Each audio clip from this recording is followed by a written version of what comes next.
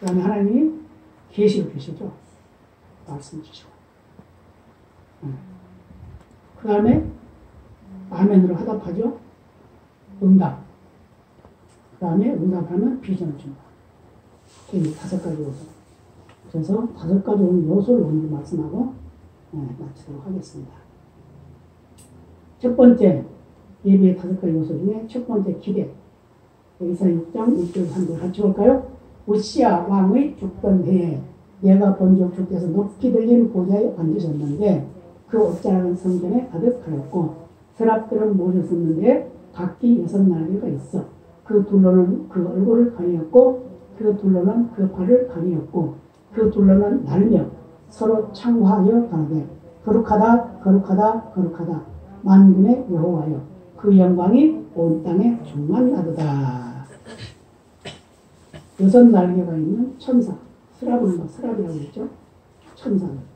천사들은 순종을 잘합니다. 그리고 6날개 중에 둘로는 얼굴을 가리었다. 무슨 말이죠? 나는 죄인입니다. 나는 부끄럽게 그지없습니다. 둘로는 발을 가렸다. 나는 정말 죄를 짓고 있습니다. 그 둘로는 날았다. 그냥 속히 순종하겠습니다. 그래서 우리는 하나님 앞에 머리를 둘 수 없고 거리를 둘 수 없고 바라볼 수도 없지만 하나님의 그 긍휼의 풍성한 사랑 때문에 하나님을 바라보는 것. 그래서 오늘은 기대감에 대해서 말씀을 나누도록 하겠습니다. 기대감. 같이 볼까요? 우리는 이 말씀에서 예배드리며 하나님의 임재를 사모하는 것이 얼마나 중요한 것인가를 알아야 합니다. 주의 임재를 사모하며 기대하는 가운데 예배하면 예배 경배가 철저하게 이루어져야 합니다. 예배하기 전에 성전에 나가 한 주간의 삶을 회상하고 정리해 보면서 하나님의 역사하심의 감정을 찾고 역사하신 그 하나님에 대한 사모함을 영적으로 느껴야 합니다. 또한 삶의 현장에서 말씀을 묵상하며 들었던 하나님의 음성을 생각하고 그 음성이 어떻게 응답하였는가를 정리해야 합니다. 그리고 기도하면서 하나님께서 어떻게 응답하셨는가를 확인해야 합니다. 이게 기대감입니다. 그런데 예배를 헐레벌떡 예배가 되면 안 돼요. 헐레벌떡. 11시 예배인데 11시에 집에서 나오면 안 되겠죠. 미리 나와서 다 준비하겠어요. 최소한 10분 전에 나와요. 그래서 준비 다 하고 예배 준비. 그 전에 최현욱 집사님네 그 딸들 그들은 나오면 꼭 먼저 준비를 해요. 한 번은 성경도 다 찾아놓고 주거 다 보고 그러고 광고도 다 보고 그러고 성경 찾아놓고 찬송가 찾아놓고 다 그러고 그러고 예배를 하더라고요. 그 정신만큼 아주 흐르는 거예요. 예배는 그렇게 준비됩니다. 이게 기대감입니다. 오늘 하나님이 나에게 어떤 은혜를 베푸실까? 하나님이 나에게 오늘 어떤 말씀을 하실까? 하나님이 나에게 무엇을 기대하실까? 그런 기대감을 가지고 있어야 된다는 거죠. 그래서 하나님이 나에게 임재한 그런 예배. 하나님이 나를 향하고 계시는 그런 예배. 내가 하나님을 바라보면 그 하나님의 얼굴을 구하는 그런 예배. 그래서 하나님이 나에게 하시고자 하는 뜻이 무엇인가? 행하고자 하는 뜻이 무엇인가? 그걸 기대하는 그런 마음으로 예배가 준비되어야 된다. 그래서 예배라고 하는 것은 그냥 교회에 앉아서 딱 예배 드리는 그것만 예배가 아니에요. 삶 자체가 예배가 돼요. 삶 자체가. 그래서 주일날은 아침에 나오면서부터 그때 예배가 시작된다고 생각해요. 그래서 준비하고 나와요. 이 말씀을 또 드립니다만 옛날에 어떤 분을 전도를 했어요. 그분은 그 사업하는 분인데 젊은 분이에요. 전도를 했더니 그다음에 예수 믿기로 작정했어. 근데 우리 교회로 나온 게 아니라 다른 교회 자기 가까운 교회 그렇게 하라고 했어. 그랬더니 그분은 옛날에는 그때 목욕을 자주 못 하잖아요. 집에서 꼭 목욕탕 가서 해야 되고 그러니까 그분은 토요일날 저녁에 모든 걸 다 씻는다는 그런 의미로 목욕을 하고 그러고 잡니다. 왜냐 하나님이 계시는데 하나님 만나러 가는데 내가 준비하고 가야지 그런 생각을 한다는 거예요. 하나님이 살아계신데 그 하나님이 살아계신다면 나를 보고 계실 텐데 이렇게 생각하면서 술을 한다는 거예요. 그러니 그 삶이 어떻겠어요? 새신자라더라도 그 삶은 하나님 마음에 드는 삶이거든요. 네, 그래서 예배는 기대감을 가지고 있어요. 하나님 나에게 베푸실 은혜가 무엇일까? 어떻게 나에게 말씀하실까? 그럼 나는 어떻게 응답해야 될까? 그리고 나는 한 주간 동안 내가 어떻게 살았는가? 그리고 내가 하나님 앞에 기도한 것이 얼마나 응답됐는가? 이런 것을 차근차근 생각해보고 또 하나님께 감사하고 그런 예배가 되어야 된다 그 말이에요. 근데 요즘에 우리 예배는 어떻습니까? 헐레벌떡 예배가 됩니다. 막 다른 데 정신파에 있다가 예배 시간에 막 달려와. 그러다 보니까 예배가 예배답지 않습니다. 그러니까 예배가 준비가 안 되니까 은혜가 안 돼요.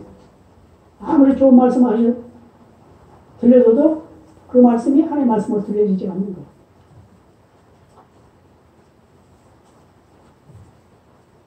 그다음에 기대감을 가지시길 바랍니다.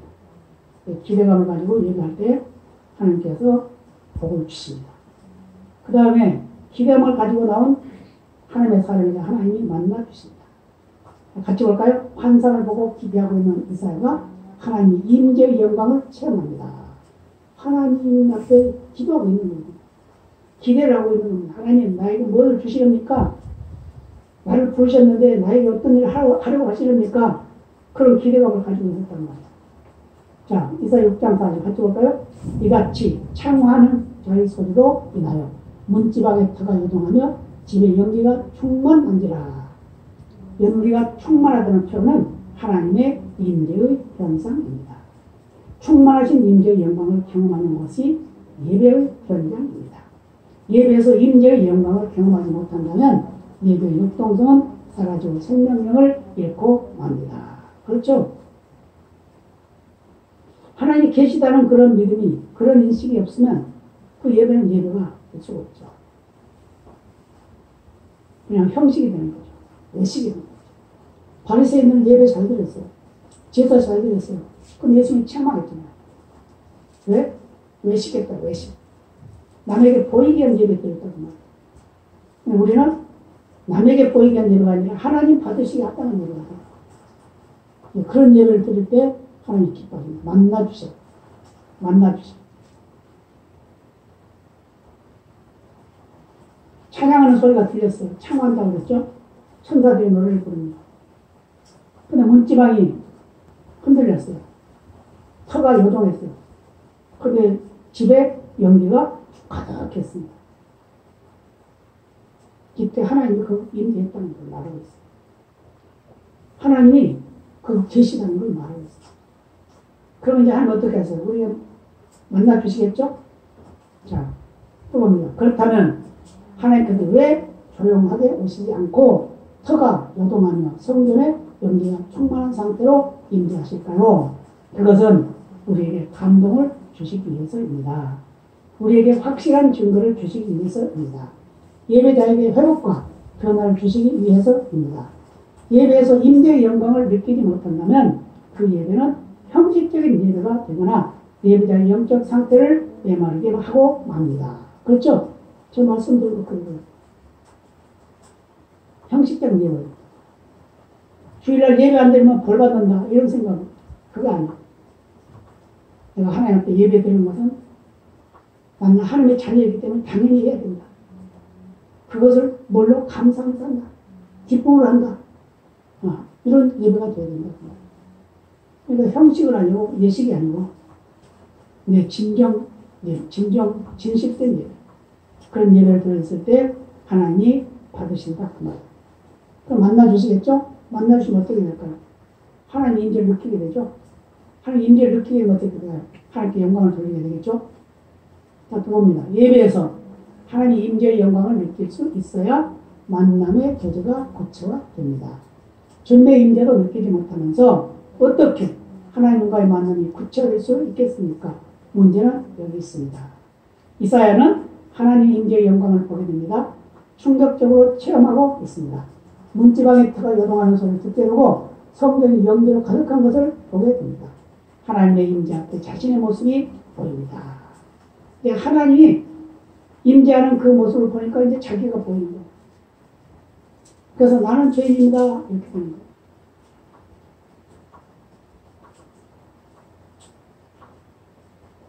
명기로 받았다.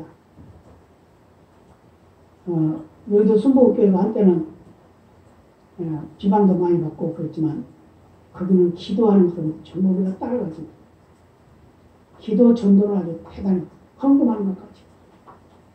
그들은 예배만 드리면 다 헌금해요. 집에서 예배를 드려도 헌금해요. 가정 예배를 드려도 헌금해요. 어디 가서 야외 가서 예배를 드려도 헌금해요. 놀러 가서 예배 드리면 헌금해요. 그리고 기도가 끊어지지 않습니다. 그래서 뭐 한참 그 왕성할 때 여기서 선교사님이 왔어요. 와가지고 그 목사님한테 부흥의 비결을 좀 알려주십시오. 그러니까 아무 말씀 안 하시고 안내를 하는데 지하실로 모시고 가더라는 겁니다.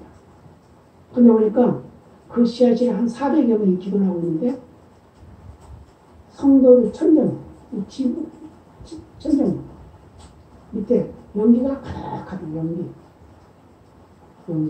우리가 기도를 하면 기도의 연기가 그 향연이 하늘에 올라갑니다. 그 모습이 눈에 보이면 눈에 보여. 이것 때문에 우리 교회가 공합니다. 그러니까 기도가 얼마나 중요한지 말이야. 그런데 계시록 5장이나 8장에 보면 성도들 기도를 천사들이 가지고 올라가요. 근데 그게 향연으로 향연. 이게 바로 만남의 결과입니다. 그럼 만나게 되면 어떻게 될까요? 계시가 임하게 되겠죠? 계시 하나님 말씀하신다는 말이에요. 같이 볼까요? 하나님은 예배하는 자를 만나 치유하고 회복시키시기를 기뻐하십니다. 치유와 회복의 나라가 하나님 나라입니다. 예배를 통해 임재하신 하나님은 치유와 회복을 통하여 하나님 나라를 누리게 하십니다. 그러나 예배는 그것으로만 이루어지는 것이 아닙니다. 하나님은 진정한 인격적 변화를 원하십니다. 진정한 삶의 가치를 느끼며 의미 있는 인생을 살아가기까지 변화를 원하십니다. 곧 선택의 결단을 요구하십니다. 진정한 인격과 삶의 변화는 하나님 말씀에 순종하는 생활입니다. 하나님은 순종을 요구하시는 계시의 말씀을 주십니다. 순종을 하려고 어떻게 말씀을 주시겠죠? 그 계시란 말이에요. 계시는 여러 가지로 설명할 수 있습니다. 한 가지로 간단하게 말하면 많은 사람들이 말씀을 들었어요. 말씀을 들었는데 어떤 사람은 은혜를 받아. 근데 어떤 사람은 은혜를 못 받아. 그럼 은혜 받은 그 사람에게 계시가 있는 거예요. 똑같은 말씀이에요. 이게 계시란 말이에요. 다른 말로 설명하면 많은 사람들이 지금 말씀을 들었어요. 근데 말씀이 끝나고 나서 그 말씀을 전달하는 분이 내려와서 어떤 분이 특별히 기회다 되고 소근소근 돼요. 오늘 또 만나자. 많이 했다든지. 뭐 저녁에 식사 같이 합시다. 했다든지. 예, 어떤 특별한 말씀을 했다든지. 이게 계시. 근데 이 계시를 포괄적으로 보면 하나님 말씀이다. 하나님 말씀이 나에게 임하는 것이 바로 계시입니다. 그 계시가 우리에게 임했을 때 하나님의 만남이 이루어지는 거예요. 만났음을 확증합니다. 또 볼까요?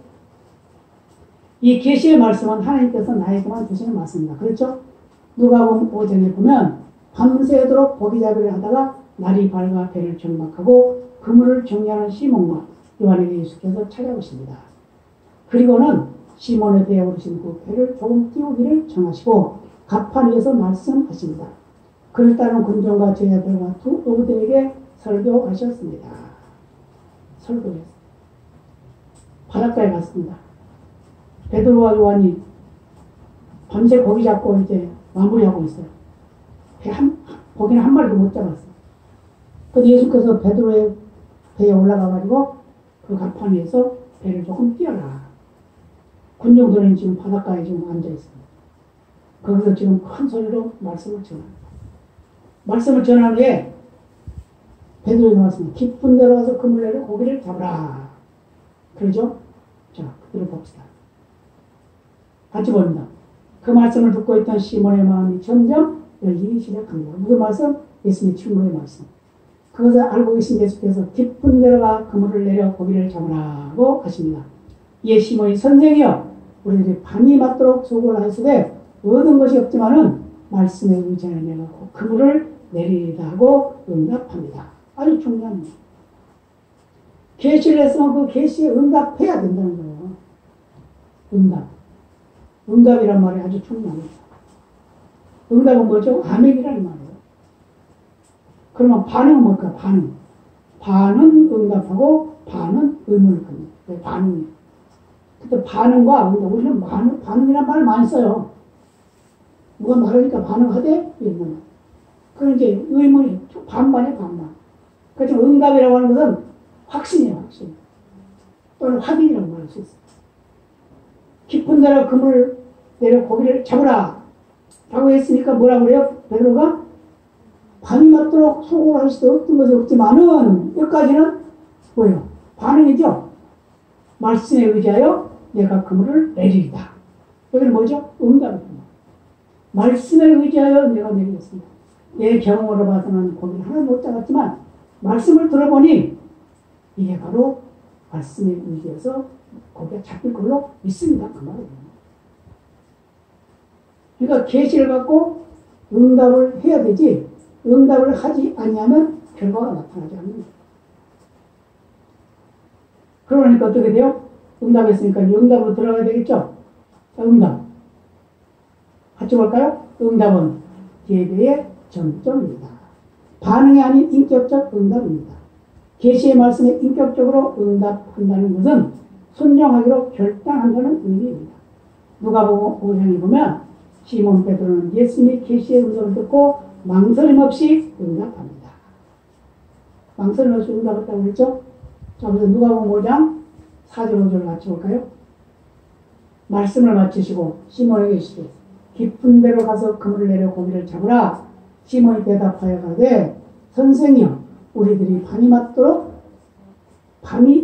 이제 한적 뺐어요.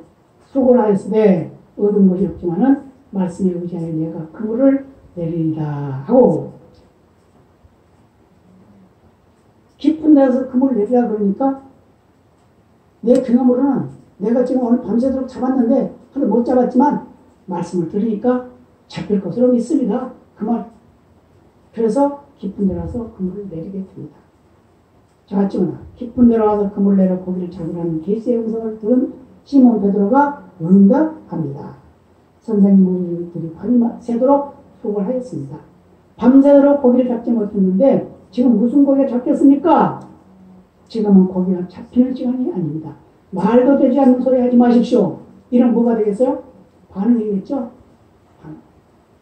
라고 했다면 어떻게 될까요? 고기 잡았을까요? 못 잡았죠. 잡읍시다. 했다면 그것은 반응이 됩니다. 그러나 말씀하시는 예수님의 인격을 신뢰하여 의무생활로 잠들어가고 그건 장의의 고집을 꺾고 말씀에 의지하여 그물을 내리겠습니다. 라고 고백하는 순종의 결단이 바로 응답입니다. 나는 뭘 하나님 하시라고 그러면 하라고 그러시면 얼른 해요. 내일 할게요. 모레 할게요. 아니요. 1년 내에 할까요? 이렇게 하는 거예요. 그 응답을 빨리 하면 그 응답하는 거에 대가가 분명히 빨리 온다는 거예요.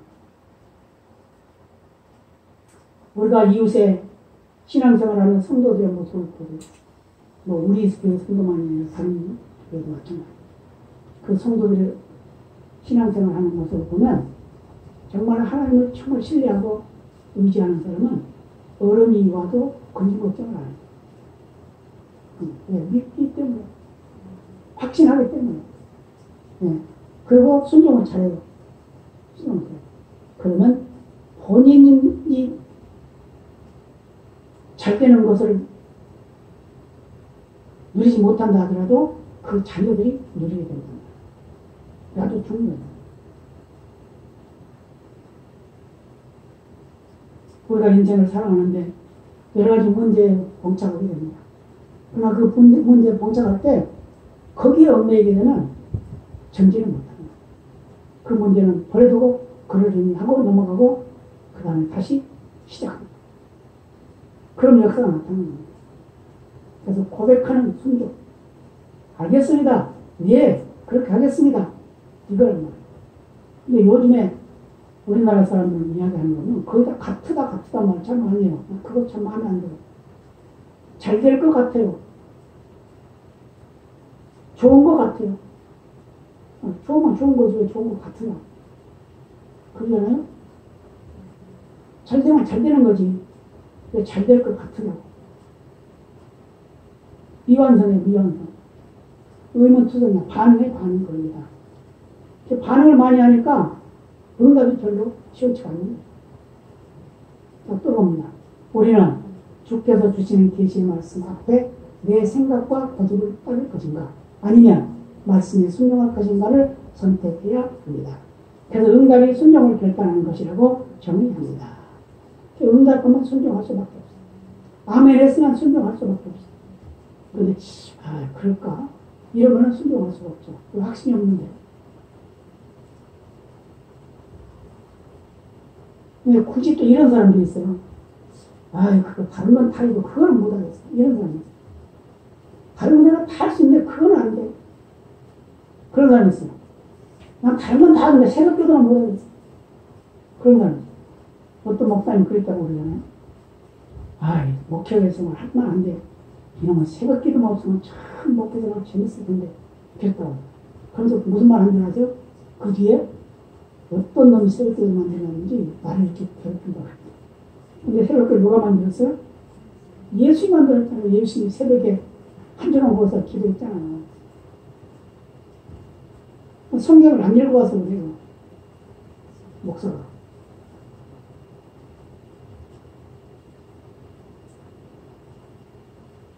그래서 새벽 기도한다는 거. 기도한다는 자체. 새벽 기도는 어떤 의미를 가지고 해야 되냐면 첫 시간은 하나님께 드립니다. 그런 의미를 가지고. 그런 의미를 가지고 드리게 되면 하나님이 기뻐하시죠. 저는 평생 새벽 기도 한다고 그랬죠. 한때 소원했다고 그랬죠. 왜 그랬을까요? 장원 씨라고 하는 상원 집사 그 병 고쳐준 거 감사했어. 그때 감사했어. 그것 때문에 내가 평생 나는 새벽기도 하겠습니다. 평생 새벽기도. 그것은 새벽기도. 그래서 어떤 사람들은 새벽기도를 하는 거예요. 여기 교도 보면 토요일, 주일은 새벽기도 하는 거예요. 그런데 많아요. 저는 하나님께 약속했기 때문에 그래서 하는 겁니다. 그래서 좀 고단하죠. 다른 분들이. 그렇지만 그게 복입니다. 네. 자, 같이 봅시다. 예배하는 자가 기대 가운데 만남을 경험하여 감동이 있고 자유와 회복의 기쁨을 맛보았는데 여전히 그 인격과 삶이 변화되지 않으면 계시의 응답이 없었기 때문입니다. 순종의 결단을 하지 못하고 자기 주장을 내세우면 끝내 하나님께서 불순종하기 때문입니다. 순종이라는 게 뭘까요? 순종이라는 거. 내 생각을 바꿔야 돼. 말을 바꿔야 돼. 그 다음에 우리 행동을 바꿔야 돼. 이게 순종이에요. 근데 내 생각은 항상 고정관념에 딱 짜여놔 놓고 하나님을 거기다 맞추려고 해요. 그러니까 안 돼요. 그러니까. 그래서 다른 사람에게 말할 때, 넌 나 같아야 돼? 이렇게 말하면. 왜 그렇게 하니? 나는 이렇게 하는데. 그게 아니에요. 그 사람은 그 사람 나름대로의 삶이 있고, 나는 나의 나름대로의 삶이 있어. 기대, 신앙의 척도는 각각 달라요. 어떤 사람은 새벽 기도를 해야만 한다고 하는 사람이 있는가 하면, 새벽 기도 안 해도 좋다는 사람이 있어요. 전도해야 한다는 사람이 있는가 하면, 전도 안 해야 된다고 하는 사람이 있어요.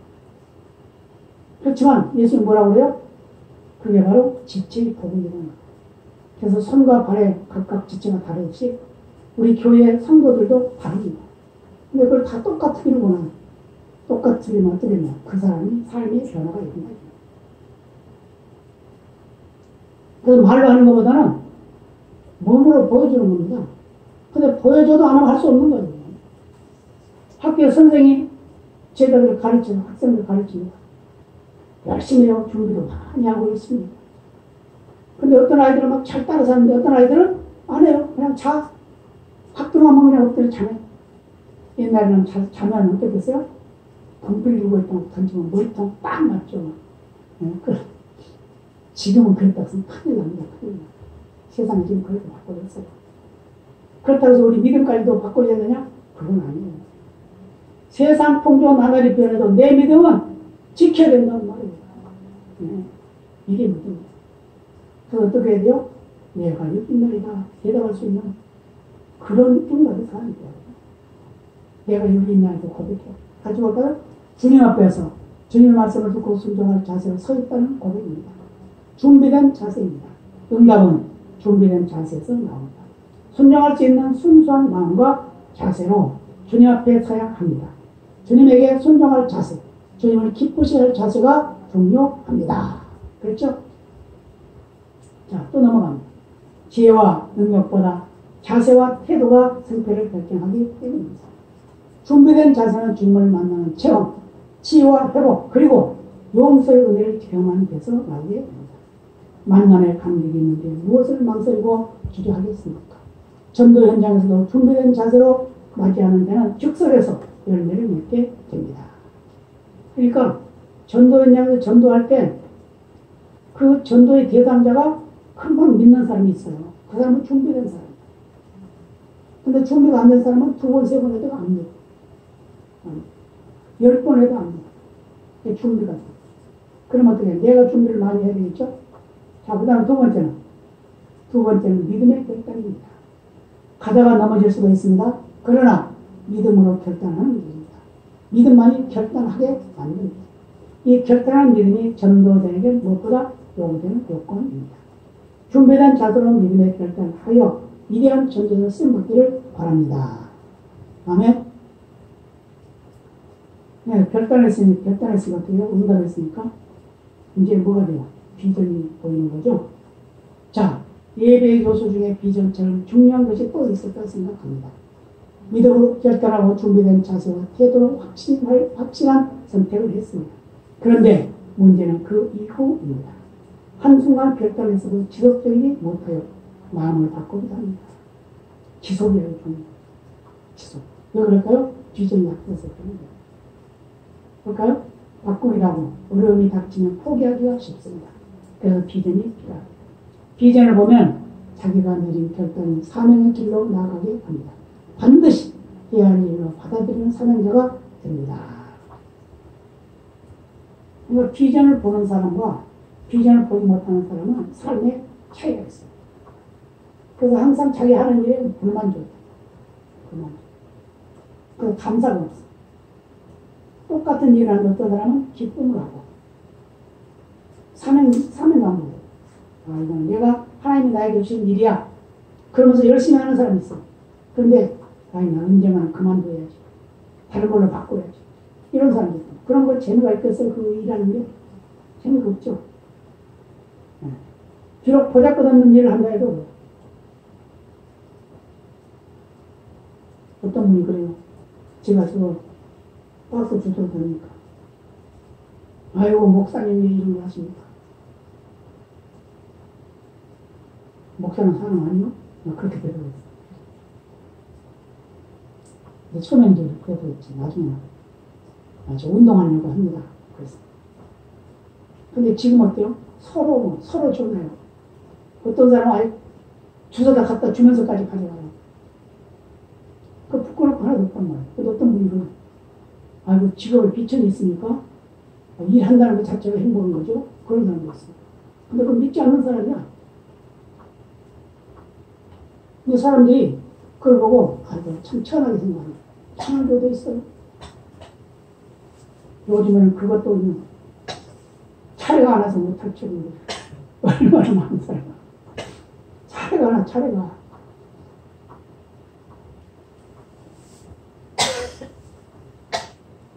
그러면 어떤 일을 하든지 간에 그 일 가운데서 기쁨을 누리면서 일해야 될 줄 믿습니다. 같이 볼까요? 그 일은 내가 감당해야 한다. 바로 내 몫이다 라고 고백하며 나아가는 자를 하나님은 쓰십니다. 우리 인간은 누구든 이 세상에 태어날 때 이미 사명을 명령받았습니다. 하나님의 형상으로 지어진 아담에게 하나님께서 말씀하신 능력의 말씀이 바로 충만하라, 정복하라, 다스리라고 확실하게 사명을 부여했기 때문입니다. 우리 노예 모였잖아요. 노예 목사님들이 처음에 저에 대해서 의아하게 생각했을 거예요. 근데 어떤 분이 전화 왔어요. 목사님 참 잘하셨어요. 그거 하시면서 전도도 할 수 있잖아요. 정말 잘하셨어요. 그리고 전화가 왔어요. 옛날 같으면 그런 말 해요. 제가? 아이고 목사가 그런 거 하고 있냐. 기도나 하지. 목사가 뭐 박스 주소를 다니고 있냐. 기도나 하지. 그러죠. 그렇다고 기도 안 하나요? 기도하면서도 기도하고 주시면서도 기도하고 손님 기다리면서 기도하고 기도를 하고 하나님은 어떻게 역사할지 모릅니다. 모든 것을 기대감 가지고 사는 우리의 믿음이 되어야 될 줄로 믿습니다. 자, 또 넘어갑니다. 같이 옵니다. 어느 특정 인만 사명자가 아닙니다. 우리 모두는 본래부터 해야만 할 사명이 있고 사명이 있는 존재이기 때문에 그것을 감당할 수 있는 재능과 은사를 받았습니다. 비전을 보며 사명을 깨달을 때 받은 은사와 재능을 힘써 개발하게 됩니다. 그래서 크게 쓰임받게 됩니다. 할렐루야! 아멘! 그래서 예배를 마치도록 하겠습니다. 오늘 여기까지 하고